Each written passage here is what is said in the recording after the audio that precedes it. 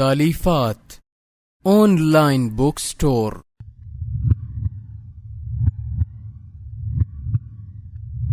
بسم اللہ الرحمن الرحیم نحمدہ ونصلی علی رسولہ الکریم اما بعد۔ یہ آج ہماری ایک چوتھی مجلس ہے اپنے شیخ حضرت بالا حضرت حاجی محمد شریف صاحب نور اللہ مرقدہ خلیفہ حکیم الامت حضرت تھانوی رحمۃ اللہ علیہ کی باتیں ابھی چل رہی ہیں۔ الحمدللہ دوسرے خلفاء جو بہت سے ہیں اور خاص مسترشدین حضرت تھانوی رحمۃ اللہ علیہ، ان کی باتیں بھی ذہن میں آتی رہتی ہیں، لیکن جی چاہتا ہے پہلے جب تک ہو سکتا ہے زیادہ تر اپنے شیخ کی باتیں عرض کروں۔ میرے حضرت رحمۃ اللہ علیہ نے، ان کے خلیفہ تھے حضرت ڈاکٹر عبد الواحد صاحب رحمۃ اللہ علیہ، بہت ہی حضرت سے محبت کرتے تھے، مکہ مکرمہ میں تھے، تعلق رہا۔ مجھے سناتے تھے کہ میں تو پہلے حضرت مسیح الامت حضرت مولانا شاہ محمد مسیح اللہ خان صاحب شیروانی نور اللہ مرقدہ، جو ہندوستان میں حضرت کے خلیفہ تھے حضرت تھانوی رحمۃ اللہ علیہ کے، ان کی صحبت میں بہت لمبا سفر کر کے مکہ مکرمہ سے لندن پہنچا اور ان کے موبائل سنے، وہاں جا کر کافی سفر، وہاں بھی لندن میں پہنچ کر بھی حضرت جہاں تشریف لا چکے تھے، لیکن مجھے حضرت سے مناسبت نہیں ہوئی، جس کو مناسبت کہتے ہیں نا، تو کہتے ہیں تلاش کرتا رہا، اور بتاتے تھے ملتان میں جیسے ہی میں حضرت کی خدمت میں پہنچا تو مجھے حضرت سے فوراً پہلی ہی ملاقات میں پوری مناسبت ہو گئی۔ طبیعت بس یہی کہتی تھی، جس کی تلاش تھی وہ یہی ہیں۔ ایک دفعہ انہوں نے حضرت کو نصیحت کے لیے عرض کیا تو حضرت نے ان کو نصیحت لکھ کے بھیجی ایک، اور میں مکہ مکرمہ گیا، ان کی گاڑی میں بیٹھا ساتھ، تو انہوں نے سامنے لکھ کے لگائی ہوئی تھی، جس کے الفاظ الحمدللہ، اور پھر الحمدللہ مجھے اس کی طباعت کی بھی کافی توفیق ہوئی۔ تو وہ نصیحت مختصر تھی اور بڑی جامع۔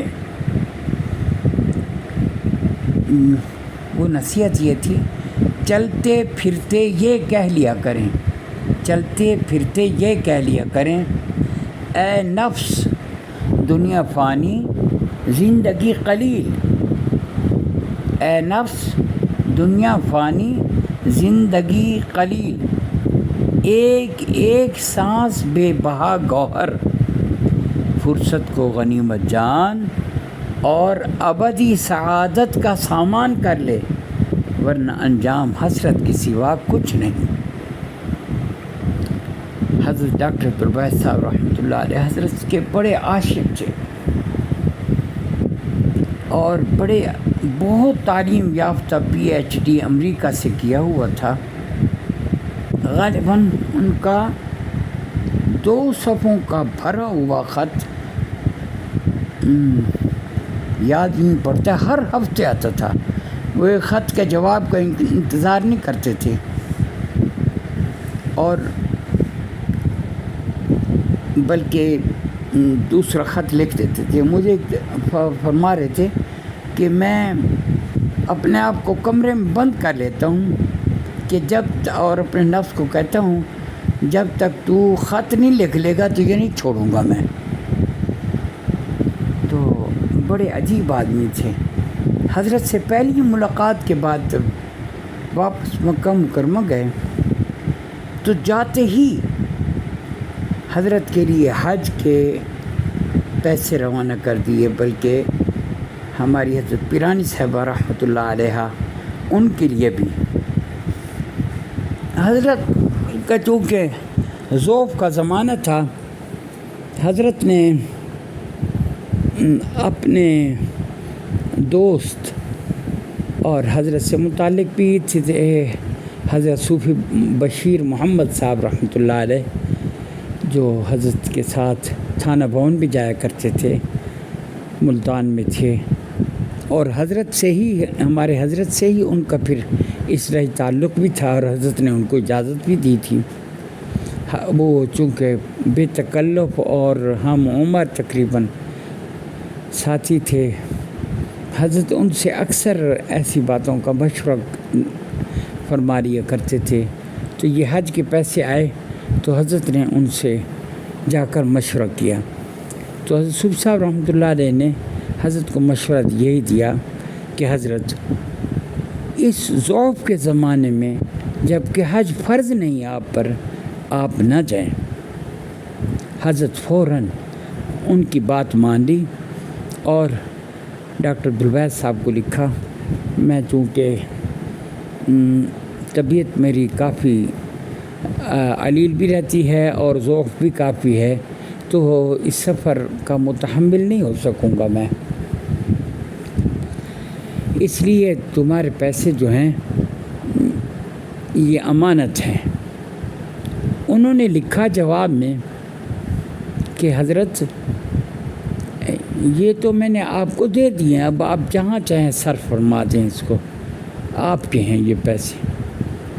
حضرت نے لکھا نہیں، تمہارے ہیں، واپس لو اپنے۔ اور پھر حضرت نے ان کو لکھا کہ تم اپنا شناختی کارڈ یا اس طرح کا پوری معلومات بھیج دو، یہاں بینک میں، ملتان کے بینک میں تمہارے نام اکاؤنٹ کھلوا کر اس میں جمع کرا دیتا ہوں۔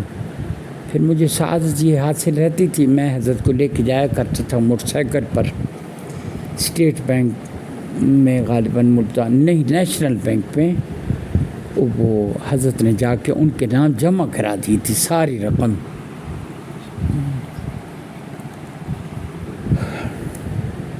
عجیب ان کو حضرت سے عشق تھا، اور عجیب حضرت کی باتوں کا وہ شرح کیا کرتے تھے ہمارے حضرت کی۔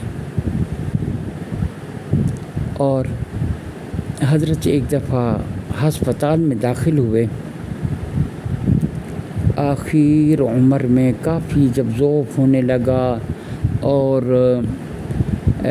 اپنا نقاہت بہت ہو گئی، تو کچھ ساتھیوں نے حضرت کے گھر میں صبح عیادت کے لیے گئے، تو حضرت سے درخواست کی کہ حضرت ہسپتال میں داخل کر لیتے ہیں، وہ اچھا علاج ہو جائے گا۔ اور حضرت آپس میں حضرت کے صاحبزادے کے ساتھ، وہ حضرت کے خاص آدمی تھے، حضرت حاجی انوار علیہ السلام رحمۃ اللہ علیہ، آپس میں مشورہ کر رہے تھے کہ دن کو میں رہوں گا، رات کو آپ رہنا حضرت کے پاس۔ اس طرح باتیں کر رہے تھے، میں بھی ساتھ بیٹھا ہوا تھا۔ بڑی دل میں ایک عجیب کیفیت تھی، کاش میرا نام بھی لے دیں، میں بھی کسی وقت حضرت کے پاس کچھ وقت میں بھی بیٹھ جایا کروں، کوئی خدمت کا موقع مجھے بھی مل جائے مزید۔ تو حضرت اس وقت کچھ غنودگی میں تھے، اور بس حضرت نے آنکھیں کھولی اور یہ ارشاد فرمایا، بس میرے پاس صرف اسحاق رہے گا نشتر میں۔ تو میں الحمدللہ 13 دن غالباً حضرت ہسپتال میں داخل رہے۔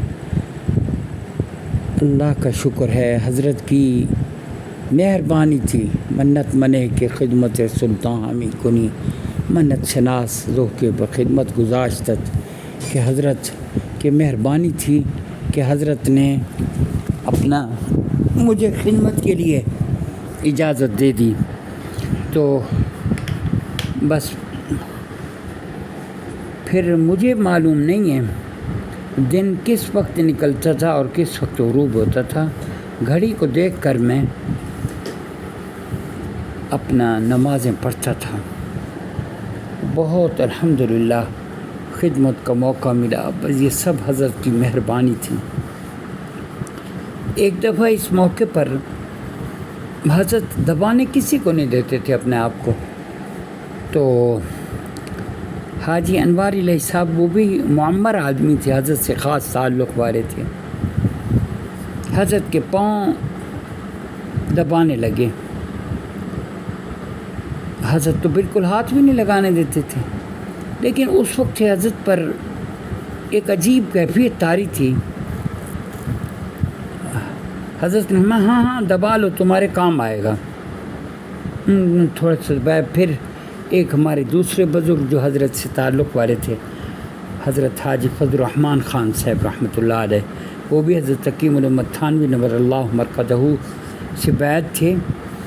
توحید میں حضرت سے ہی اصلاحی تعلق قائم کیا. عجیب لوگ تھے. تو ان کو بھی فرمایا حاجی صاحب تم بھی دبا لو.